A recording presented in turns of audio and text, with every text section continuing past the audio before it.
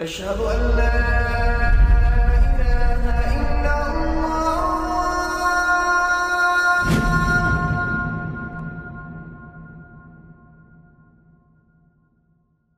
Raindrops media পরিবেশিত audio lecture series সিরাহ। এই সিরিজে আলোচিত হবে পৃথিবীর বুকে শ্রেষ্ঠতম মানুষ রাসূলুল্লাহ মুহাম্মদ সাল্লাল্লাহু আলাইহি ওয়াসাল্লামের জীবন কথা। ইন্নাল হামদালিল্লাহি ওয়াসসালাতু ওয়াসসালামু আলা রাসূলিল্লাহি ওয়া আলা আলিহি ওয়া আসহাবিহি ওয়া সাল্লামা তাসলিমান কাসীরান মাজিদান ইলা ইয়াউমিদ্দিন, আম্মা বা'দ। আগের পর্বে আমরা আলোচনা করেছিলাম মক্কার বাইরে বিভিন্ন গোত্রের সাথে রাসূলুল্লাহ সাল্লাল্লাহু আলাইহি ওয়াসাল্লামের দাওয়াত এবং তাদের কাছে প্রতিরক্ষা চাওয়ার বিষয়ে। দুটি গোত্রের কথা আমরা আলোচনা করেছি, বনু কিন্দাহ এবং বনু আমির বিন সাসা, যারা আল্লাহ রাসূল সাল্লাল্লাহু আলাইহি ওয়াসাল্লামকে প্রোটেকশন দিতে রাজি হয়েছিল সত্যি, কিন্তু সেটা ছিল রাজনৈতিক কারণে, ক্ষমতা লাভের আশায়। তারা স্বপ্ন দেখছিল আল্লাহ রাসূল সাল্লাল্লাহু আলাইহি ওয়াসাল্লামের নেতৃত্ব গুণ এবং ব্যক্তিত্বকে কাজে লাগিয়ে একদিন তারা সমগ্র আরবের রাজা হবে। কিন্তু আল্লাহ রাসূল সাল্লাল্লাহু আলাইহি ওয়াসাল্লাম তাদেরকে ক্ষমতা লাভের কোনো আশ্বাসই দেননি, যদিও বা সে মুহূর্তে তার নিরাপত্তার খুব প্রয়োজন ছিল, কিন্তু দ্বীন ইসলামের জন্য তিনি কোনো প্রকার কম্প্রোমাইজ করেননি। অন্যদিকে বনু শাইবান গোত্রটি আল্লাহ রসুল সাল্লাল্লাহু আলাইহি ওয়াসাল্লামের রিসালাতের ব্যাপারে বেশ ভালোই কনভিন্স ছিল। তারা আল্লাহ রসুল সাল্লাল্লাহু আলাইহি ওয়াসাল্লামকে প্রোটেকশন দেওয়ার জন্য রাজি ছিল, তবে তাদের অঙ্গীকার ছিল আংশিক। তারা ফুল প্রোটেকশন দেওয়ার সাহস করতে পারেনি, কারণ তাদের সাথে পারস্যের চুক্তি ছিল। পারস্যের বিরুদ্ধে যুদ্ধ করার সাহস তাদের ছিল না, এবং তাদের অপারগতার কথা তারা আল্লাহ রসুলকে সরাসরি খোলাখুলিভাবে তুলে ধরে। আল্লাহ রসুল সাল্লাল্লাহু আলাইহি ওয়াসাল্লাম তাদের এই সরলতার প্রশংসা করলেন এবং বলে দিলেন তিনি এমন কারো সাহায্য চাচ্ছেন যারা তাকে সব দিক থেকে প্রতিরক্ষা করবে। যেই দুটো গোত্র নিঃশর্তভাবে আল্লাহ রসুল সাল্লাল্লাহু আলাইহি ওয়াসাল্লামকে সাহায্য করতে ও তাকে প্রতিরক্ষা করতে রাজি হয়েছে তা হচ্ছে বনু আওস এবং বনু খাজরাজ। এই দুটো গোত্রকে ইসলাম গ্রহণ করার পর একত্রে বলা হয় আল আনসার। আল্লাহ রসুল সাল্লাল্লাহু আলাইহি ওয়াসাল্লাম এবং আবু বকর রাদিয়াল্লাহু আনহু মূলত সেই সব গোত্রকে অ্যাপ্রোচ করেছিলেন যারা শক্তিশালী। তারা তাদের সামরিক সামর্থ্যের ব্যাপারে প্রশ্ন করে জেনে নিতেন তারা আসলে কতটা যুদ্ধ করার ক্ষমতা রাখে। সে হিসেবে আওস এবং খাজরাজ খুব বিখ্যাত গোত্র ছিল না, কিন্তু আল্লাহ তাদেরকে দিয়ে দ্বীন ইসলামকে রক্ষা করেছেন। কিভাবে ঘটল সেই কাহিনী জানা যাক এই পর্বে। নবুয়তের প্রথম 10 বছর আল্লাহ রসুল সাল্লাল্লাহু আলাইহি ওয়াসাল্লামের দাওয়াতের মূল ফোকাস ছিল মক্কা, কিন্তু মক্কার বাইরের গোত্রগুলোকেও তিনি বিভিন্ন উপলক্ষে, যেমন হাজ, উমরাহ, উকাসের মেলা, এইসব উপলক্ষে ইসলামের প্রতি আহ্বান করেছিলেন। এভাবে করেই মক্কার বাইরেও কিছু লোক মুসলিম হয়। তেমন একজন মানুষ হচ্ছে মদিনার সুয়াইদ বিন আস-সামিত। সে ছিল এক বিখ্যাত কবি। একবার হজ বা উমরা উপলক্ষে সে মক্কায় আসে। ইবনে হিশাম বর্ণনা করেন, তার আগমনের সংবাদ পেয়ে রাসূলুল্লাহ সাল্লাল্লাহু আলাইহি ওয়াসাল্লাম তার সাথে সাক্ষাৎ করলেন এবং তাকে আল্লাহ ও ইসলামের পথে আহ্বান জানালেন। সুয়াইদ বলল, সম্ভবত আমার কাছে যা আছে আপনার কাছেও তাই থাকবে। তখন রাসূলুল্লাহ সাল্লাল্লাহু আলাইহি ওয়াসাল্লাম তাকে জিজ্ঞেস করলেন, তোমার কাছে কি আছে?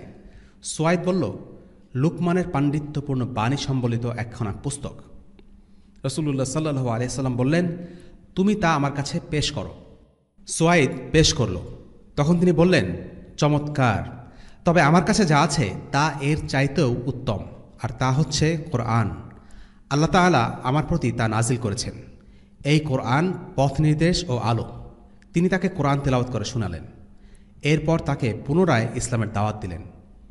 সুয়াইদ কোরআনের সেই বাণী উপেক্ষা করতে পারল না। সে মন্তব্য করল, এই বাণী সুন্দর বটে। এরপর সে রাসূলুল্লাহ সাল্লাল্লাহু আলাইহি ওয়াসাল্লামের হতে বিদায় নিয়ে মদিনায় নিজ গোত্রের কাছে চলে যায়। এর কিছুকাল পরেই খাজরাজ গোত্রের লোকেরা তাকে হত্যা করে। তার গোত্রের লোকেরা বলতো, আমরা মনে করি সুয়াইদ মুসলমান অবস্থায় নিহত হন। তিনি বুআস যুদ্ধের আগেই নিহত হন।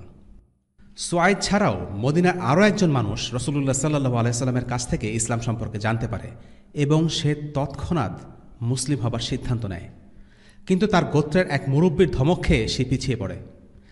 ঘটনাটি এমন, মক্কায় মদিনা থেকে কিছু লোক আসে। ইবনে হিশাম বর্ণনা করেন, রাসূলুল্লাহ সাল্লাল্লাহু আলাইহি ওয়াসাল্লাম তাদের আগমনের সংবাদ পেয়ে তাদের কাছে উপস্থিত হলেন এবং তাদের সাথে আলোচনায় বসলেন। তিনি তাদের বললেন, তোমরা যে উদ্দেশ্যে এসেছ তার চাইতে উত্তম কিছু কি চাও? তারা তাকে জিজ্ঞেস করল, তা কি? তিনি বললেন, আমি আল্লাহর রসূল। আল্লাহ আমাকে তার বান্দাদের কাছে পাঠিয়েছেন। আমি তাদেরকে এক আল্লাহর ইবাদত করতে বলি, তার সঙ্গে কোনো কিছু শরিক করতে নিষেধ করি। আল্লাহ আমার প্রতি কিতাব নাজিল করেছেন। এরপর তিনি তাদের সামনে ইসলামের ব্যাখ্যা দিলেন এবং তাদেরকে কোরআন তিলাওয়াত করে শোনালেন। বর্ণনাকারী বলেন, ইয়াস ইবনে মুআজ ছিলেন তরুণ যুবক। তিনি বলে উঠলেন, হে আমার সম্প্রদায়, আল্লাহর কসম, তোমরা যে উদ্দেশ্যে এসেছ এটা তার চাইতেও উত্তম। তার মন্তব্য শুনে আবুল হায়সার আনাস ইবনে রাফি এক মুঠো ধুলো নিয়ে ইয়াস ইবনে মুআজের মুখে নিক্ষেপ করল। তারপর রাসূলুল্লাহ সাল্লাল্লাহু আলাইহি সাল্লামকে লক্ষ্য করে বলল, আপনি আপনার ব্যাপারে আমাদের জড়াবেন না, আমাদের জীবনের কসম, আমরা ভিন্ন উদ্দেশ্যে এসেছি। তখন ইয়াস চুপ হয়ে গেল এবং এরপর রাসূলুল্লাহ সাল্লাল্লাহু আলাইহি সাল্লামও তাদের থেকে উঠে আসলেন। তারা মদিনায় চলে গেল। এরপর আওস এবং খাজরাজের মাঝে বুআসের যুদ্ধ সংঘটিত হয়। এর কিছুদিন পরেই ইয়াস ইবনে মুআজের ইন্তেকাল হয়। মাহমুদ ইবনে লাবিদ বলেন, তার অন্তিমকালে উপস্থিত ছিল এমন একজন তার স্বগোত্রীয় ব্যক্তি আমার কাছে বর্ণনা করেছেন যে তারা মৃত্যুকালে তাকে বারে বারে লা ইলাহা ইল্লাল্লাহ, আল্লাহু আকবার, আলহামদুলিল্লাহ এবং তাকে কালিমা তাইয়্যিবা, তাকবীর, তাহমিদ ও তাসবিহ, সুবহানাল্লাহ পাঠ করতে শুনেছে এবং সেই অবস্থাতেই তার ইন্তেকাল হয়। তিনি যে ইসলাম নিয়েই ইন্তেকাল করেছেন এই ব্যাপারে তারা ছিল নিঃসন্দেহ। বস্তুত রাসূলুল্লাহ সাল্লাল্লাহু আলাইহি ওয়াসাল্লামের বক্তব্য যখন তিনি শুনেছিলেন তখনই তার অন্তরে ইসলাম বদ্ধমূল হয়ে গিয়েছিল। এই দুইজন লোক ইসলাম গ্রহণ করেছিল সত্যি, কিন্তু তাদের ইসলাম মদিনায় কোনো প্রভাব তৈরি করতে পারেনি, কারণ তারা বুআসের যুদ্ধে মারা যায়। বুআসের যুদ্ধ আনসারদের আনসার হয়ে ওঠার পেছনে বিশেষ ভূমিকা রেখেছিল। সেই যুদ্ধের কাহিনীতে আমরা একটু পরে আসছি। তো যাই হোক, এই দুইজন লোকের কথা আমরা জানি যারা মদিনার প্রথম দিকের মুসলিম, কিন্তু মদিনায় পরিবর্তনের সূচনা হয় আরেকটু পরে। ঘটনার সূত্রপাত কোনো এক হজের মৌসুমে আল্লাহ রাসূল সাল্লাল্লাহু আলাইহি ওয়াসাল্লামের সাথে খাজরাজ গোত্রের কিছু লোকের দেখা হলো। তাদের ছাউনিতে ঢুকে তিনি তাদের জিজ্ঞেস করলেন, তোমরা কারা? তারা বলল, আমরা আল খাজরাজ গোত্রের। রাসূলুল্লাহ সাল্লাল্লাহু আলাইহি ওয়াসাল্লাম বললেন, আচ্ছা, মদিনার ইহুদিদের মিত্র তোমরা, তাই না? তারা বলল, জি, ঠিকই বলেছেন। রাসূলুল্লাহ সাল্লাল্লাহু আলাইহি ওয়াসাল্লাম বললেন, তোমরা কি একটু বসবে?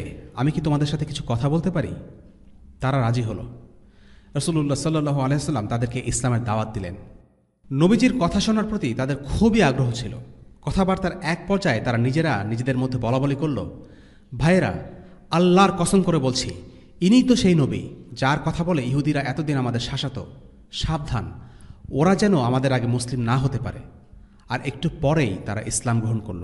তারা নবীজিকে বলল, আমরা আমাদের দেশ ছেড়ে এসেছি কারণ তাদের মধ্যে প্রচণ্ড শত্রুতা আর রেষারেষি লেগেই আছে। এমনটি আর কোথাও পাবেন না। হয়তোবা আল্লাহ তাআলা আপনার মাধ্যমে তাদেরকে আবার একত্রিত করতে পারেন। আমরা তাদের কাছে গিয়ে এই দিন ইসলামের কথা তুলে ধরব। যদি আল্লাহ আপনার মাধ্যমে তাদেরকে একত্রিত করে দেন, তাহলে আপনার চেয়ে প্রিয় মানুষ আমাদের চোখে আর কেউ হবে না। 6 জনের এই ছোট্ট দলটি কোনো প্রকার দ্বিধাদ্বন্দ্ব ছাড়াই ইসলামের দাওয়াত পাওয়া মাত্রই তা গ্রহণ করে নিয়েছিল, যা অন্য আরব গোত্ররা করেনি। এর পেছনে কিছু কারণ আছে যেগুলো আমরা একটু পরে উল্লেখ করব।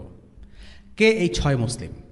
সিরাত ইবনে হিশামে তাদের নাম উল্লেখ করা আছে। তারা হলেন আসাদ ইবনে জুররা, আউফ ইবনে হারিস, রাফি ইবনে মালিক, কুতবা ইবনে আমির, উকবা ইবনে আমির এবং জাবির ইবনে আব্দুল্লাহ রাদিয়াল্লাহু আনহুম। এই 6 জনের প্রত্যেকে মুসলিম হয়ে ক্ষান্ত হননি। তারা প্রত্যেকে হয়ে যান আল্লাহর পথে দায়ী। তারা মদিনায় ফিরে গেলেন এবং তাদের গোত্রের লোকদের ইসলাম গ্রহণে আহ্বান করলেন। জাবির ইবনে আব্দুল্লাহ রাদিয়াল্লাহু আনহু এই ঘটনাটির সারাংশ উল্লেখ করেছেন মুসনাদ ইবনে আহমদের একটি হাদিসে। তিনি বলেছেন, ইমাম আহমদ রাহিমাহুল্লাহ বলেন, আব্দুর রাজ্জাক জাবির ইবনে আব্দুল্লাহ রাদিয়াল্লাহু আনহু সূত্রে বর্ণনা করেন, তিনি বলেছেন, রাসূলুল্লাহ সাল্লাল্লাহু আলাইহি ওয়াসাল্লাম 10 বছর মক্কায় অবস্থান করেছিলেন। তখন তিনি লোকজনকে দাওয়াত দেওয়ার জন্য তাঁবুতে তাঁবুতে গিয়েছিলেন। উকাজ মেলা উপলক্ষে মাজদান্না বাজারে এবং হজের মৌসুমে তিনি মানুষের নিকট গিয়েছেন এবং বলেছেন, আমাকে কে আশ্রয় দেবে, আমাকে কে সাহায্য করবে, যাতে করে আমি আমার প্রতিপালকের দেয়া রিসালাতের বাণী পৌঁছাতে পারি। যে আশ্রয় দেবে, যে সাহায্য করবে, সে জান্নাত পাবে। কিন্তু তাকে আশ্রয় দেওয়ার মতো, সাহায্য করার মতো কাউকে তিনি পেলেন না। কখনো কখনো বা ইয়ামান থেকে লোক আসত, মুদার গোত্র থেকে লোক আসত। রাসূলুল্লাহ সাল্লাল্লাহু আলাইহি ওয়াসাল্লাম তাদের নিকট যেতেন এবং আপন বক্তব্য পেশ করতেন। সাথে সাথে তারই গোত্রের লোকজন এবং তারই আত্মীয়স্বজন ওই লোকের নিকট উপস্থিত হতো এবং বলতো, কুরাইশি এই বালক থেকে আপনারা সতর্ক থাকবেন, সে যেন আপনাদেরকে বিভ্রান্ত করতে না পারে। রাসূলুল্লাহ সাল্লাল্লাহু আলাইহি ওয়াসাল্লামের বক্তব্য নিয়েও তারা কটূক্তি করত।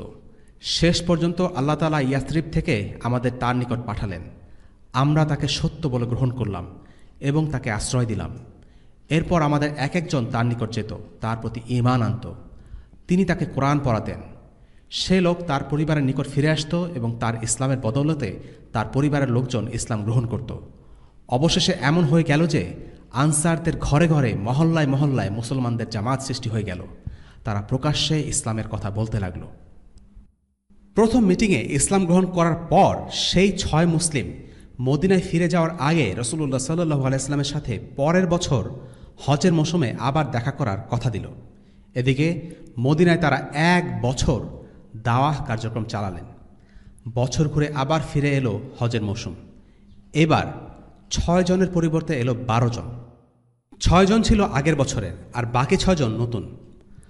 প্রথম বছরে ইসলাম গ্রহণকারী 6 জন ছিলেন আল খাজরাজ গোত্রের, আর অন্য আরেকটি বর্ণনায় বলা আছে 5 জন ছিলেন আল খাজরাজ গোত্রের আর বাকি 1 জন ছিলেন আল আওস থেকে। দ্বিতীয় বছরে আল খাজরাজ থেকে ছিলেন 10 জন আর আল আওস থেকে 2 জন। এর কারণ হল খাজরাজ গোত্রের মাঝে ইসলাম আগেই ছড়িয়ে পড়ে। দ্বিতীয় মিটিংটা ছিল প্রথমবারের চাইতে একটু ভিন্ন, কারণ এবার 12 জন মুসলিম রাসূলুল্লাহ সাল্লাল্লাহু আলাইহি ওয়াসাল্লামের কাছ থেকে বায়াত করেন। বায়াত হলো এক প্রকার অঙ্গীকার, আনুগত্যের অঙ্গীকার। উবাদা সামিত রাদিয়াল্লাহু আনহু ছিলেন সেই 12 জনের একজন। তার কাছ থেকে প্রাপ্ত একটি বর্ণনা অনুসারে বায়াতের ভাষ্য ছিল এমন: আকাবার প্রথম বৈঠকের রাতে রাসূলুল্লাহ সাল্লাল্লাহু আলাইহি ওয়াসাল্লামের কাছে এই মর্মে বায়াত দেয়া হয় যে আমরা আল্লাহর সাথে কাউকে শরীক করব না, আমরা ব্যভিচারের ধারে কাছে যাব না, সন্তান হত্যা করব না, কারো বিরুদ্ধে মিথ্যা অপবাদ দেব না এবং ভালো কাজে তার বিরোধিতা করব না। তিনি আমাদেরকে বলেছেন, যদি তোমরা এগুলো মেনে চলতে পারো তাহলে জান্নাত পেতে পারবে, আর যদি কোনো পাপ করে ফেলো এবং সেই পাপের শাস্তি এই দুনিয়াতে দেয়া হয় তাহলে সেই পাপ মাফ করে দেয়া হবে। কিন্তু যদি দুনিয়াতে পাপের শাস্তি না দেয়া হয় তাহলে আল্লাহ তাআলা ইচ্ছা করলে তোমাদেরকে ওই পাপের জন্য শেষ বিচারের দিন শাস্তি দিতেও পারেন, আবার ক্ষমা করেও দিতে পারেন। সাধারণত মহিলারা এই মর্মে রাসূলুল্লাহ সাল্লাল্লাহু আলাইহি ওয়াসাল্লামের কাছে বায়াত করতেন। এই বায়াতে জিহাদের ব্যাপারে অঙ্গীকার ছিল না বলেই একে বায়াতুন নিসা বা মহিলাদের বায়াত বলা হয়। এখানে একটি ফিকহি বিষয়ে লক্ষণীয়, এই বায়াতে যেসব গুনাহ থেকে বিরত থাকার কথা বলা হয়েছে সেগুলো সবই হলো কবিরা গুনাহ। ব্যভিচার, সন্তানদের মেরে ফেলা, কারো নামে মিথ্যা অপবাদ দেয়া, ভালো কাজে আল্লাহর অবাধ্য হওয়া। এরপর রাসূলুল্লাহ সাল্লাল্লাহু আলাইহি ওয়াসাল্লাম বলেছেন, এই দুনিয়াতে থাকতে যদি গুনাহের শাস্তি দেয়া হয় তাহলে গুনাহকারীকে ক্ষমা করে দেয়া হবে, আর যদি বেঁচে থাকতে শাস্তি দেয়া না হয় তাহলে গুনাহকারীকে শেষ বিচারের দিন ক্ষমা করে দেয়া হবে নাকি শাস্তি দেয়া হবে তা আল্লাহ তাআলা নির্ধারণ করবেন। রাসূলুল্লাহ সাল্লাল্লাহু আলাইহি ওয়াসাল্লাম যখন মদিনায় পজিটিভ ডেভেলপমেন্ট দেখতে পেলেন তখন তিনি সিদ্ধান্ত নিলেন মদিনায় এমন কাউকে পাঠাবেন যিনি মদিনার মুসলিমদের ব্যাপারে দায়িত্বশীল হবেন, তাদেরকে দ্বীনি দিক নির্দেশনা দেয়া এবং মদিনার সামগ্রিক অবস্থা পর্যবেক্ষণ এবং বিশ্লেষণ করার জন্য রাসূলুল্লাহ সাল্লাল্লাহু আলাইহি ওয়াসাল্লাম যাকে বেছে নিলেন তিনি হলেন মুসআব ইবনে উমাইর রাদিয়াল্লাহু আনহু। অর্থাৎ মুসআব হলেন মক্কার বাইরে প্রেরিত আল্লাহ রসুলের প্রথম অ্যাম্বাসেডর। মুসআব ইবনে উমাইর ছিলেন একজন প্রতিনিধি, শিক্ষক এবং আলেম। কুরাইশের ধনী পরিবারের সন্তান মুসআব মুসলিম হওয়ার পূর্বে তিনি ছিলেন মক্কার সবচেয়ে উচ্ছন্নে যাওয়া যুবক, যার পরনে থাকত সবচেয়ে দামি জামাকাপড়, শরীরে থাকত নিত্য নতুন সুগন্ধির ঘ্রাণ। তার মা ছিলেন অনেক ধনী। মুসআব ছাড়া আর কোনো সন্তান ছিল না, তাই একমাত্র ছেলেকে অনেক আদর করতেন। কিন্তু যখন মুসআব ইসলাম গ্রহণ করলেন তখন তার মা তাকে ত্যাগ করলেন, তার বিরুদ্ধে চলে গেলেন। যে মুসআব শৈশব কৈশোর যৌবন কাটিয়েছিলেন প্রাচুর্যের মধ্যে, তিনি হঠাৎ সহায় সম্বলহীন এক যুবকে পরিণত হলেন। জীবন হয়ে গেল রুক্ষ, কঠিন। মুসআব যখন উহুদের যুদ্ধে শহীদ হন তাকে দাফন করার জন্য পর্যাপ্ত টাকা পয়সাও তার কাছে তখন ছিল না। তার গায়ে যে জামাটি ছিল তা দিয়ে তাকে ঠিকমতো ঢেকে রাখা যাচ্ছিল না। উপস্থিত সাহাবীরা সেই দিনে বর্ণনা করেছেন, আমরা যখন তার মুখ ঢাকার চেষ্টা করছিলাম তখন তার পা বের হয়ে যাচ্ছিল, আবার পা ঢাকতে গেলে মুখ দেখা যেত। আমরা রাসূলুল্লাহ সাল্লাল্লাহু আলাইহি ওয়াসাল্লামের কাছে গিয়ে বললাম, এখন আমরা কি করব? রাসূলুল্লাহ সাল্লাল্লাহু আলাইহি ওয়াসাল্লাম তখন তাদেরকে কাপড় দিয়ে মুসআবের মুখ আর কিছু ঘাস দিয়ে পা ঢেকে দিতে বললেন। মুসআব ইবনে উমাইর রাদিয়াল্লাহু আনহু ছিলেন রাসূলুল্লাহ সাল্লাল্লাহু আলাইহি ওয়াসাল্লামের পক্ষ থেকে মদিনার প্রতিনিধি। তার উপর অর্পিত এই দায়িত্ব ছিল বেশ কঠিন। তিনি মদিনায় থাকার জন্য মক্কা ত্যাগ করলেন। আল আওস ও খাজরাজের মধ্যে শত্রুতা থাকায় তিনি সেখানে সালাতের ইমামতি করতেন, কারণ দুই গোত্রের কেউই অন্য গোত্রের ইমামের পিছনে সালাত আদায় করতে চাইত না। মুসআব মদিনায় আসআদ বিন জুরারার সাথে থাকতেন। তারা সেখানকার একটি বাগানে অন্যান্য মুসলিমদের সাথে দেখা করতেন। তারা সেখানে মুসলিমদের ইসলাম সম্পর্কে শিক্ষা দিতেন। মুসআব তাদের সাথে নিয়মিত হালাকা করতেন। তারা বসতেন মদিনার আওস অধীনস্থ একটি এলাকায়। তখন পর্যন্ত মুসলিমদের অধিকাংশ ছিল খাজরাজ গোত্রের। আওসের অল্প সংখ্যক লোকই ইসলাম গ্রহণ করেছিল। মুসআব আওস গোত্রকে ইসলামের দিকে আগ্রহী করার চেষ্টা চালিয়ে যাচ্ছিলেন। এই কারণে তিনি আল আওসের এলাকায় গেলেন। আওসের নেতাদের বিষয়টি পছন্দ হল না। আওসের নেতা ছিলেন সাদ ইবিন মুআজ ও উসাইদ ইবিন খুজাইর। মুসআব ও আসআদ বিন জুরারাকে আওসের এলাকায় একসাথে দেখতে পেয়ে সাদ ইবিন মুআজ খুব বিরক্ত হয়ে তার বন্ধু উসাইদকে বললেন, তুমি ওই দুই লোকের কাছে গিয়ে বলো যে আমরা চাই না তারা এখানে দুর্বল ও বোকা লোকদের বিভ্রান্ত করুক। আসআদ যদি আমার আত্মীয় না হতো তবে আমি নিজে গিয়েই এই কথা বলতাম। আসআদের সম্মানে নিতান্ত ভদ্রতার খাতিরে সাদ চুপ ছিলেন, নিজে না গিয়ে উসাইদকে পাঠালেন। অন্যদিকে আসআদ খাজরাজ গোত্রের হলেও তিনি ছিলেন আওসের নেতার মামাতো ভাই। সেই সুবাদে তিনি ছিলেন মুসআবকে মেহমানদারি করার জন্য সবচেয়ে উপযুক্ত ব্যক্তি। সাদের বিরক্তি দেখে উসাইদ বিন খুজাইর বর্শা হাতে নিয়ে মুসআব ও আসআদের দিকে কথা বলার জন্য তাদের দিকে অগ্রসর হলেন।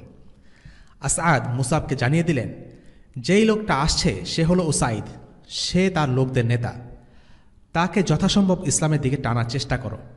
সে যদি মুসলিম হয় তাহলে অনেকেই তার দেখা থেকেই মুসলিম হবে।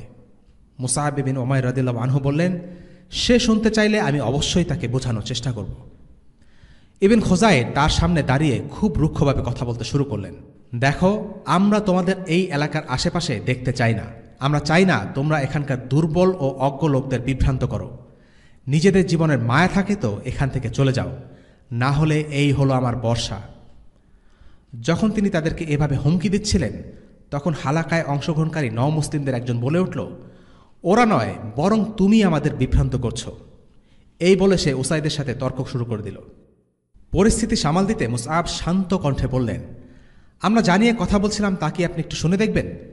যদি আপনার ভালো লাগে তাহলে আপনি তা গ্রহণ করবেন, আর ভালো না লাগলে অগ্রাহ্য করবেন। উসাইদ বললেন, ঠিক আছে, শুনব। তিনি সেখানে বসলেন। মুসআব তাকে কোরআনের কিছু আয়াত পাঠ করে শোনালেন, ইসলামের দাওয়াত দিলেন, ইসলামের ব্যাপারে কথা বললেন। মুসআবের কথায় উসাইদের কী প্রতিক্রিয়া হয়েছিল তা বর্ণনা করেছেন আসআদ। উসাইদ মুখে কিছুই বলল না, তার চেহারায় বলে দিচ্ছিল ইসলাম তার হৃদয় দখল করে নিয়েছে। তার মুখে ছিল প্রচ্ছন্ন এক আভা, শান্ত প্রসন্ন একটা ছাপ। মুসআবের বক্তব্য শেষ হলে উসাইদ তাকে বললেন, এ দিনে প্রবেশ করতে হলে কি করতে হবে?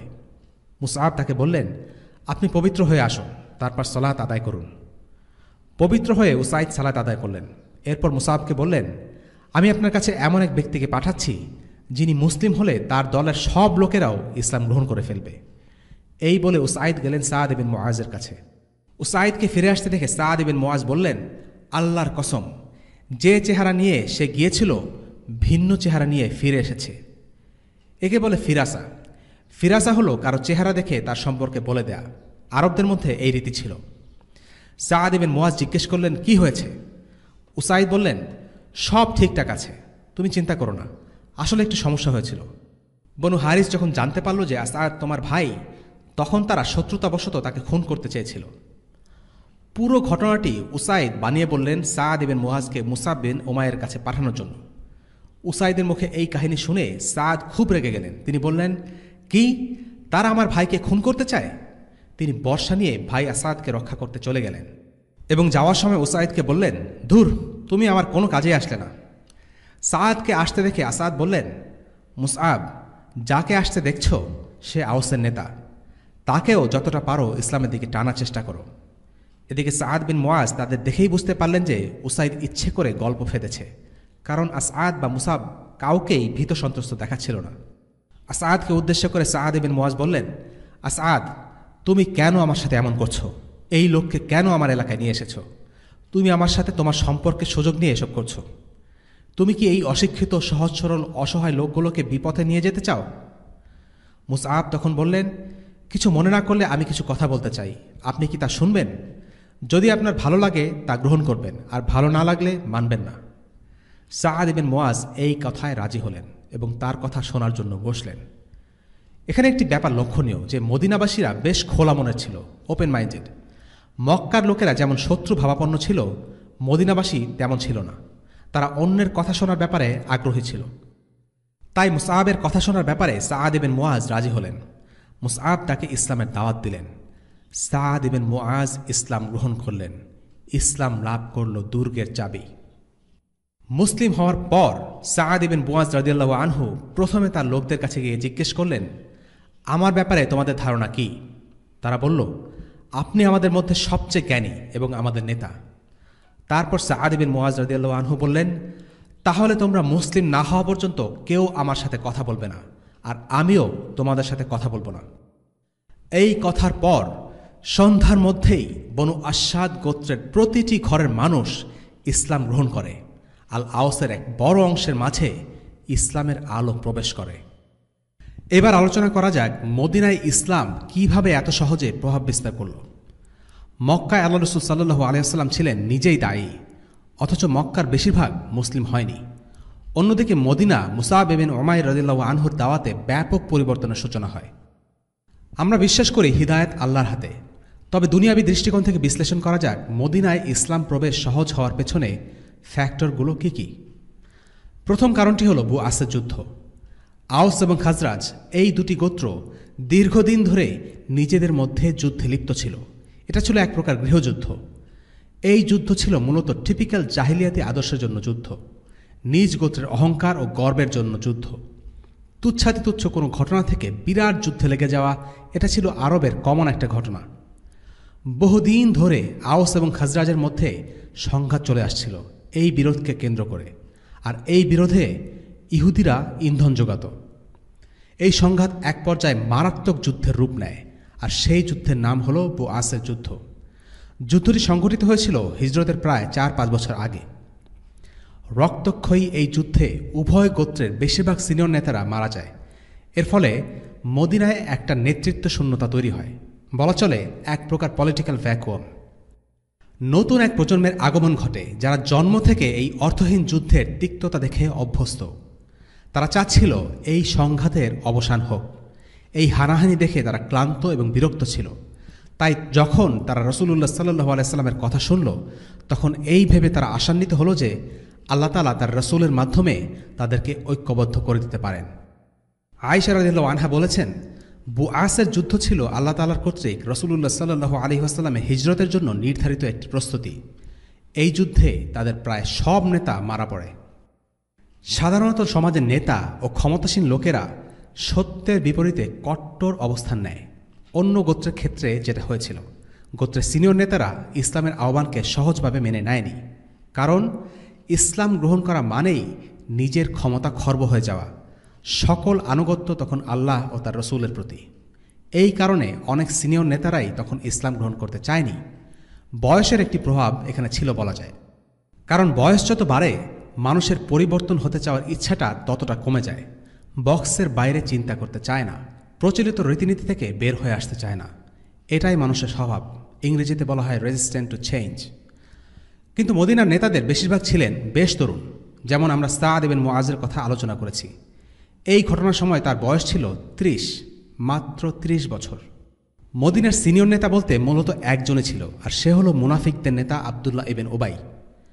আল্লাহ রাসূল সাল্লাল্লাহু আলাইহি ওয়াসাল্লামের আগমন না ঘটলে সেই হতো মদিনার রাজা। কিন্তু আল্লাহ রাসূল সাল্লাল্লাহু আলাইহি ওয়াসাল্লামের আগমনের সাথে সাথে মদিনার রাজনৈতিক দৃশ্যপট পুরোপুরি বদলে যায়। আর সেই কারণে আবদুল্লাহ ইবনে উবাই কখনোই ইসলামের আগমনকে সহজভাবে মেনে নেয়নি। সে শুরু থেকেই ইসলামের ঘোর বিরোধী ছিল। কিন্তু পরিস্থিতির চাপে সে বাহ্যিকভাবে ইসলাম গ্রহণ করে মুসলিম হয়েছিল বদরের যুদ্ধে ঠিক পর। কিন্তু সে মন থেকে কখনোই মুসলিম হয়নি, বরং মদিনার ভেতরে বসে মুনাফিক সেজে সে জীবনভর ইসলামের বিরুদ্ধে ষড়যন্ত্র চালিয়ে যায়। সেই ইতিহাস পরবর্তী পর্বগুলোতে বারবার আসবে ইনশাআল্লাহ। আল্লাহ তাআলা সূরা বাকারার 216 নম্বর আয়াতে বলেছেন, তুমি হয়তো কোনো জিনিস অপছন্দ করো, কিন্তু তাতেই তোমার জন্য ব্যাপক কল্যাণ রয়েছে। আওস এবং খাজরাজের মধ্যে সংগঠিত বুআসের যুদ্ধটি ছিল একটি রক্তক্ষয়ী যুদ্ধ। যদিও এই যুদ্ধে দুই গোত্রেরই অনেক ক্ষতি হয়, কিন্তু তা তাদের ইসলামে প্রবেশের নিয়ামক হিসেবে কাজ করে। 2 নম্বর পয়েন্ট, মদিনার মানুষ সহজে ইসলাম গ্রহণ করার দ্বিতীয় কারণ হিসেবে বলা যেতে পারে মদিনার মাটিতে ইহুদিদের উপস্থিতি। ইহুদিরা তাদের প্রতিবেশী হওয়ায় তাওহীদ অর্থাৎ আল্লাহ তাআলার একত্ববাদের ধারণার সাথে তারা পরিচিত ছিল, এবং তাদের কাছে তাওহীদের ধারণার বিশেষ আবেদন ছিল। এবং আরবরা সব সময় ইহুদিদের দিনকে নিজেদের দিনের চেয়ে শ্রেয় মনে করত। এর কারণ ইহুদিরা ছিল শিক্ষিত, তাদের কাছে কিতাব ছিল, দ্বীনের জ্ঞান ছিল। অন্যদিকে আরবদের দ্বীন বিভিন্ন উপকাহিনী আর পূর্বপুরুষদের রীতির উপর ভিত্তি করে গড়ে উঠেছিল। তাদের মধ্যে জঘন্য কিছু রীতিনীতি প্রচলিত ছিল, যেমন কন্যা সন্তান জীবন্ত হত্যা করা। ইহুদিরা যদি অহংকার ও পক্ষপাতে না হতো, তাহলে আরবরা হয়তোবা তাদের দ্বীন গ্রহণ করত। আরব ও ইহুদিদের মধ্যে কোনো গণ্ডগোল হলেই ইহুদিরা তাদেরকে হুমকি দিত, শীঘ্রই একজন রাসূলের আগমন ঘটবে, আর যখন তিনি আবির্ভূত হবেন তখন আমরা তাকে অনুসরণ করব, আর আদ জাতিকে যেভাবে শেষ করা হয়েছে আমরাও তোমাদেরকে সেভাবে শেষ করে দেব। কোরআনে আল্লাহ তাআলা এই হুমকির কথা উল্লেখ করেছেন।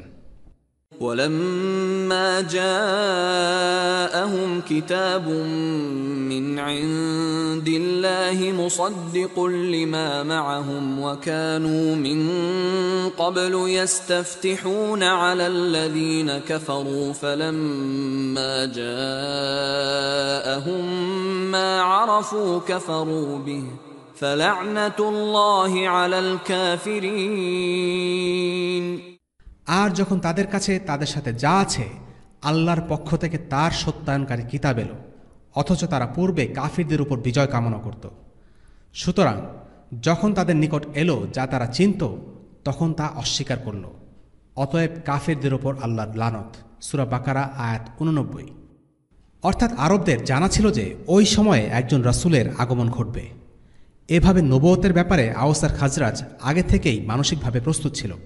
আর এই কারণেই 6 জনের সেই দলটি যখন রাসূলুল্লাহ সাল্লাল্লাহু আলাইহি সাল্লামের সাথে কথাবার্তা শুরু করল, তার একটু পরেই তারা বুঝতে পারল যে এই নবীর আগমনের হুমকি ইহুদিরা তাদেরকে এতদিন ধরে দিয়ে আসছিল। এই কারণে মদিনার মুশরিকদের জন্য নবীজিকে চেনা এবং ঈমান আনা সহজ হয়ে যায়। ইবনে ইসহাক রাহিমাহুল্লাহ বলেছেন, ইহুদিদের সাথে একই ভূমিতে থাকার কারণে আল্লাহ তাআলা তাদের জন্য ইসলাম গ্রহণ আরও সহজ করে দিয়েছেন। ইহুদিরা ছিল কিতাবের অনুসারী, তাদের অনেক জ্ঞান ছিল। অন্যদিকে আল আওস ও খাজরাজের লোকেরা ছিল মুশরিক এবং মূর্তি পূজারী। তারা এর আগে ইহুদিদের সাথে যুদ্ধ করে তাদের ভূমি কেড়ে নিয়েছিল। যখনই মুশরিকদের সাথে ইহুদিদের কোনো ঝামেলা বাঁধত, তখনই ইহুদিরা বলতো, একজন রাসূলকে পাঠানো হবে, তিনি আসছেন, আমরা তাকে অনুসরণ করব এবং আদ জাতির ভাগ্যে যা ঘটেছিল তোমাদেরকেও সেই একই পরিণতি ভোগ করতে হবে। অর্থাৎ একজন নবীর আগমন সম্পর্কে আওস এবং খাজরাজের পূর্ব জ্ঞান ছিল, আর এই জ্ঞান তারা ইহুদিদের কাছ থেকে লাভ করেছিল।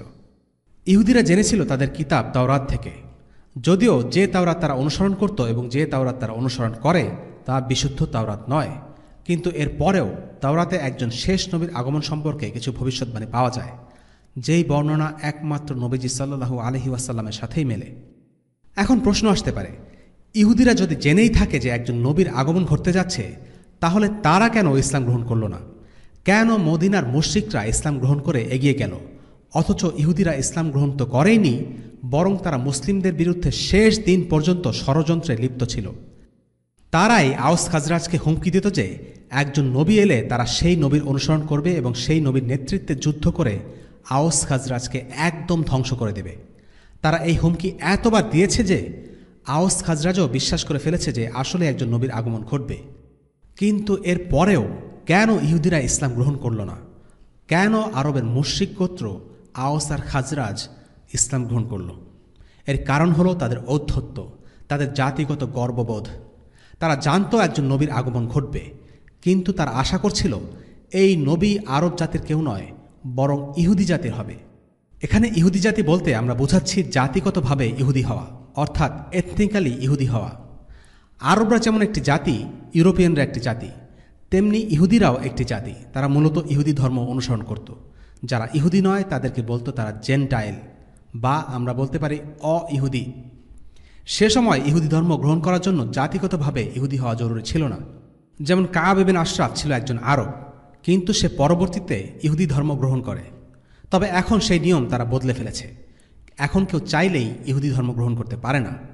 ইহুদি ধর্মের অনুসারী হতে হলে তাকে জাতিগতভাবে ইহুদি হতে হবে। তো যাই হোক, ইহুদিদের ইসলাম গ্রহণ না করার কারণ স্রেফ ইগো, আর কিছু না। মুহাম্মদ সাল্লাল্লাহু আলাইহি সাল্লাম একজন আরব, শুধু এই কারণেই তারা ইসলাম গ্রহণ করেনি। তারা ইহুদি জাতির শ্রেষ্ঠত্ব নিয়ে অহংকার করত, তাই তারা আরবদের সহ্য করতে পারত না। আল্লাহ রাসূল সাল্লাল্লাহু আলাইহি সাল্লামের আগমনের সময় পুরো পৃথিবী ছিল শিরকে লিপ্ত। ছিটে ফোটা তাওহীদ ছিল শুধু এই ইহুদি আর খ্রিস্টানদের মধ্যে। এই সিরিজের শুরুর দিকে একটি পর্বে আমরা একটি হাদিস উল্লেখ করেছিলাম, যেখানে বলা আছে আল্লাহ তাআলা পৃথিবীবাসীর দিকে দৃষ্টি দিলেন, আরব অনারব সকলকে প্রচণ্ড অপছন্দ করলেন, শুধু আহলে কিতাবদের কিছু লোককে ছাড়া। এর কারণ হল আহলে কিতাবদের বিশ্বাস দূষিত হয়ে গেলেও তাদের মধ্যে কিছুটা হলেও তাওহীদের ধারণা ছিল। আরবদের মাঝে শেষ নবী পাঠানো ছিল ইহুদিদের জন্য একটা বিরাট পরীক্ষা। ইতিপূর্বে তারা অনেকবারই আল্লাহর অবাধ্যতা করেছে। যদি শেষ নবী মুহাম্মদ সাল্লাল্লাহু আলাইহি ওয়াসাল্লামকে তারা মেনে নিত, তাহলে তারা রক্ষা পেত। কিন্তু আল্লাহ রাসূল সাল্লাল্লাহু আলাইহি ওয়াসাল্লামকে অস্বীকার করার মাধ্যমে তারা সেই সুযোগটিও নষ্ট করে এবং আল্লাহর ক্রোধের শিকার হয়। ইহুদিরা আশা করেছিল যে শেষ নবী শুধু ইহুদি জাতিকে অন্য সবার ওপর বিজয় দিবেন, কিন্তু আল্লাহ রাসূল সাল্লাল্লাহু আলাইহি ওয়াসাল্লাম কোনো বিশেষ জাতির জন্য প্রেরিত হননি। তিনি প্রেরিত হয়েছেন পুরো মানব জাতির জন্য, আরব, এশিয়ান, আমেরিকান, আফ্রিকান, ইউরোপিয়ান সবার জন্য। যারা তাকে মেনেছে তারা মুসলিম, যারা অস্বীকার করেছে তারা অমুসলিম। আওস আর খাজরাজ এই বিষয়টি বুঝতে পেরেছিল। তারা দেখেছিল আল্লাহ রাসূল সাল্লাল্লাহু আলাইহি ওয়াসাল্লাম আসলে ইহুদি জাতির জন্য নয়, বরং তিনি সবার জন্য প্রেরিত একজন রাসূল। মদিনার মানুষগুলো ছিলেন খোলা মনের। ইহুদিদের মতো কুটিল মানসিকতা তাদের ছিল না। তাই তারা যখনই আল্লাহ রাসূল সাল্লাল্লাহু আলাইহি ওয়াসাল্লামকে দেখলেন, তাকে চিনলেন এবং ঈমান আনলেন। 4 নম্বর পয়েন্ট, আওস এবং খাজরাজ গোত্রের লোকেরা ছিল স্বভাবগতভাবে ভদ্র এবং পরিশীলিত, বলা চলে মাটির মানুষ বা ইজি গোয়িং। অন্যদিকে মক্কার লোকেরা ছিল উদ্ধত, অহংকারী স্বভাবের। মদিনার মানুষদের এই স্বভাবের পেছনে একটা কারণ আঁচ করা যায় আল্লাহ রাসূল সাল্লাল্লাহু আলাইহি ওয়াসাল্লামের হাদিস থেকে। অনেক পরের ঘটনা, যখন ইয়েমেন থেকে প্রতিনিধি দল মদিনায় এসেছিল, তখন নবীজি বলেছিলেন, ইয়েমেনের লোকেরা তোমাদের কাছে এসেছে, ওরা ভদ্র এবং ওদের অন্তর নম্র। আওস এবং খাজরাজ এই দুটি গোত্র মদিনার হলেও তাদের অরিজিন ইয়েমেনের। বহু বছর আগে তাদের পূর্বপুরুষ ইয়েমেন থেকে মদিনা হিজরত করে। আল্লাহ তাআলা কোরআনে আনসারদের প্রশংসায় বলেছেন, والذين تبوأوا الدار والإيمان من قبلهم يحبون من هاجر إليهم ولا يجدون في صدورهم حاجة مما أوتوا ويؤثرون على أنفسهم ولو كان بهم خصاصة ومن يوق شح نفسه فأولئك هم المفلحون। আর মুহাজিরদের আগমনের পূর্বে যারা মদিনাকে নিবাস হিসেবে গ্রহণ করেছিল এবং ঈমান এনেছিল, তাদের জন্যও এই সম্পদে অংশ রয়েছে। আর যারা তাদের কাছে হিজরত করে এসেছে তাদেরকে ভালোবাসে। আর মুহাজিরদেরকে যা প্রদান করা হয়েছে তার জন্য এরা অন্তরে কোনো ঈর্ষা অনুভব করে না এবং নিজেদের অভাব থাকা সত্ত্বেও নিজেদের ওপর তাদেরকে অগ্রাধিকার দেয়। যাদের মনে কার্পণ্য থেকে রক্ষা করা হয়েছে তারাই সফলকাম। সূরা আল হাশর আয়াত 9। আলোচনা শেষ করার আগে মুসআব ইবনে উমাইর রাদিয়াল্লাহু আনহুর ব্যাপারে কিছু না বললেই নয়। মুসআব ছিল একজন চমৎকার সাহাবী। এক কথায় তিনি ছিলেন স্মার্ট। তিনি জানতেন কাকে কি বলতে হবে, কিভাবে বলতে হবে। তিনি ছিলেন একজন অসাধারণ দায়ী। দায়ী মানে কেবল সত্য কথা বলাই নয়, বরং সত্য কথাকে উপযুক্ত উপায়ে তুলে ধরা। আল্লাহ তাআলা সূরা আন-নাহলে বলেছেন, ادع إلى سبيل ربك بالحكمة والموعظة الحسنة وجادلهم بالتي هي أحسن إن ربك هو أعلم بمن ضل عن سبيله وهو أعلم بالمهتدين। জ্ঞান বুদ্ধি আর উত্তম উপদেশের মাধ্যমে তুমি মানুষকে তোমার প্রতিপালকের পথে আহ্বান জানাও, আর লোকেদের সাথে বিতর্ক করো এমন পন্থায় যা অতি উত্তম। তোমার প্রতিপালক ভালোভাবেই জানেন কে তার পথ ছেড়ে গোমরাহ হয়ে গেছে, আর কে সঠিক পথে আছে তাও তিনি বেশি জানেন। সূরা আন-নাহল আয়াত 125। এই আয়াতে আল্লাহ তাআলা বলেছেন হিকমার সাথে দাওয়াত দেওয়ার কথা। হিকমা কি? ইমাম ইবনুল কাইয়্যিম রাহিমাহুল্লাহ হিকমাকে সংজ্ঞায়িত করেছেন এই বলে, হিকমা হলো উচিত সময়ে উচিতভাবে উচিত কথা বলা। অর্থাৎ হিকমা মানে সময় এবং পরিস্থিতির কথা মাথায় রেখে উপযুক্ত কথাটি বলা। মুসআব যেন এই কোরআনের এই আয়াতের বাস্তব প্রতিচ্ছবি। আমরা সাআদ ইবনে মুআজের ইসলাম গ্রহণের যে কাহিনী বর্ণনা করেছি তাতে বোঝা যায় তিনি জানতেন কিভাবে একটা পরিস্থিতি সামাল দিতে হয়। তিনি জানতেন একজন নেতা গোছের লোককে কিভাবে ডিল করতে হয়, চেতনার উন্মাদনাকে প্রশমিত করে কিভাবে মানুষকে তার বুদ্ধিমত্তা ও বিবেক ব্যবহার করতে হয়, সে শিল্প মুসআবের জানা ছিল। এটাই হলো দাওয়া, এটাই হলো হিকমা। হিকমা মানে নরম করে কথা বলা নয়, হিকমা মানে সত্য গোপন করা নয়।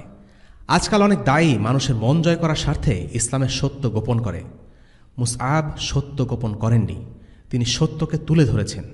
সাআদ ইবনে মুআজকে খুশি করার জন্য তিনি কোনো চতুরতার আশ্রয় নেননি, তবে বুদ্ধিমত্তার সাথে সত্যকে তুলে ধরেছেন। মুসআব মদিনায় যে পরিবর্তনের সূচনা করেছিলেন সেটা অতুলনীয়। মাত্র কয়েক মাসের মাথায় আল্লাহর ইচ্ছায় তার দাওয়াতের প্রভাবে মদিনায় ইসলামের কথা মুখে মুখে ছড়িয়ে যায়। মুসআব মদিনায় বেশ সুপরিচিত হয়ে যান। মদিনার লোকেরা তাকে বলতো মুকরি, অর্থাৎ যে কিরাত করে বা তিলাওয়াত করে। অনেক মানুষ ইসলাম গ্রহণ করে। মদিনার মানুষদের শিক্ষক ছিলেন মুসআব, আর মুসআবের একটি বড় মর্যাদা হল ইসলামের ইতিহাসে তিনিই প্রথম জুমআ পড়েছিলেন। সেই জুমআতে 40 জন অংশ নিয়েছিল। তবে মদিনায় ইসলামকে ছড়িয়ে দেওয়ার কৃতিত্ব কেবল মুসআবের একার নয়। যেই 6 জন মুসলিম সবার আগে ইসলাম গ্রহণ করেছিল, তারা ফিরে যাওয়ার 1 বছর পর যখন আকাবার প্রথম শপথ হল, তখন মুসআবকে পাঠানো হয়। এই 1 বছরে মদিনায় ইসলাম এই 6 জনের মধ্যে সীমাবদ্ধ থাকেনি, কারণ এই 6 জন মুসলিম স্ব-উদ্যোগী হয়ে দাওয়াহ কাজ চালিয়ে যান, আর দাওয়াতে অনেকেই মুসলিম হয়। তারা আল্লাহ রসুলকে কথা দিয়েছিলেন যে তারা 1 বছর পর দেখা করবেন এবং এই সময়ের মাঝে তারা মদিনার মানুষকে ইসলামের দিকে আহ্বান করবেন। তারা তাদের কথা রেখেছিলেন। এখানে আরও একটি ব্যাপার লক্ষণীয়, তা হল যদিও বা খাজরাজ আর আওসের মধ্যে দীর্ঘদিনের দ্বন্দ্ব ছিল, ইসলামের দিকে আহ্বান করায় সেই দ্বন্দ্ব ঘুচে যেতে থাকে। খাজরাজের লোকেরা আগে ইসলামের দাওয়াত পেয়েছিল, কিন্তু তারা ইহুদিদের মতো আচরণ করেনি। তারা তাদের শত্রুগোত্র আওসকেও ইসলামের দাওয়াত দিয়েছে। আজকে বেশিরভাগ মুসলিম যারা মদিনার সেই মুসলিমদেরকে আনসার বলে জানে, অনেকে জানে না আনসার বলতে আসলে দুটো গোত্রকে বোঝায়। ইসলাম তাদেরকে এমনভাবে ঐক্যবদ্ধ করেছে যে দুটো গোত্র যেন একক সত্তায় পরিণত হয়েছে। যাই হোক, শেষ পর্যন্ত মদিনা দাওয়াতের উর্বর ভূমিতে পরিণত হল। ইসলামের কথা মদিনার মুখে মুখে। আল্লাহ রসুল সাল্লাল্লাহু আলাইহি সাল্লামকে তারা এখনও দেখেননি, কিন্তু সবাই আল্লাহ রসুল সাল্লাল্লাহু আলাইহি সাল্লামকে খুব মিস করছেন। তার জন্য উন্মুখ হয়ে বসে আছেন। মদিনার মানুষের মনে উৎকণ্ঠা, দুশ্চিন্তা আল্লাহ রসুল সাল্লাল্লাহু আলাইহি সাল্লামকে ঘিরে। কেমন আছেন তিনি, কোথায় আছেন তিনি? আল্লাহ রসুলের জন্য মদিনার মুসলিমদের এই ভালোবাসা, এই অনুভূতির প্রমাণ আমরা পাই জাবির বিন আবদুল্লাহ রাদিয়াল্লাহু আনহুর একটি কথায়। তিনি বলেছেন, আর কতকাল এভাবে আল্লাহ রসুল সাল্লাল্লাহু আলাইহি সাল্লাম ঘুরে বেড়াবেন? আর কতকাল মক্কা থেকে তাকে পালিয়ে থাকতে হবে? আর কতদিন তিনি সেখানে ভীত সন্ত্রস্ত হয়ে থাকবেন? জাবিরের এই কথা থেকে অব্যক্ত একটা কথার ইঙ্গিত পাওয়া যাচ্ছে, আর তা হল রাসূলুল্লাহ সাল্লাল্লাহু আলাইহি সাল্লাম কবে মদিনায় আসবেন। মদিনার এই চমৎকার পরিস্থিতির রিপোর্ট নিয়ে মুসআব দাওয়াতের 13তম বছরে আল্লাহ রসুল সাল্লাল্লাহু আলাইহি সাল্লামের কাছে হাজির হলেন। আর এর পরেই ঘটল ইসলামের ইতিহাসে খুবই গুরুত্বপূর্ণ, যাকে বলে মোড় ঘুরিয়ে দেয়া ঘটনা। তেমনই একটি ঘটনা, সেটি হচ্ছে আকাবার দ্বিতীয় শপথ। ইনশাআল্লাহ আমরা আগামী পর্বে সেই অসাধারণ ঘটনাটি সম্পর্কে শুনব। ওয়াসাল্লাল্লাহু আলা সাইয়্যিদিনা মুহাম্মদ ওয়া আলা আলিহি ওয়া আসহাবিহি ওয়া সাল্লাম। আলহামদুলিল্লাহি রাব্বিল আলামিন। আসসালামু আলাইকুম ওয়া রাহমাতুল্লাহি ওয়া বারাকাতুহু। রেইনড্রপস মিডিয়ার অন্যান্য প্রজেক্ট সম্পর্কে জানতে ভিজিট করুন www.raindropsmedia.org অথবা ফেসবুক পেজ www.facebook.com/raindropsmedia অথবা ইউটিউব চ্যানেল www.youtube.com/raindropsmediaorg2015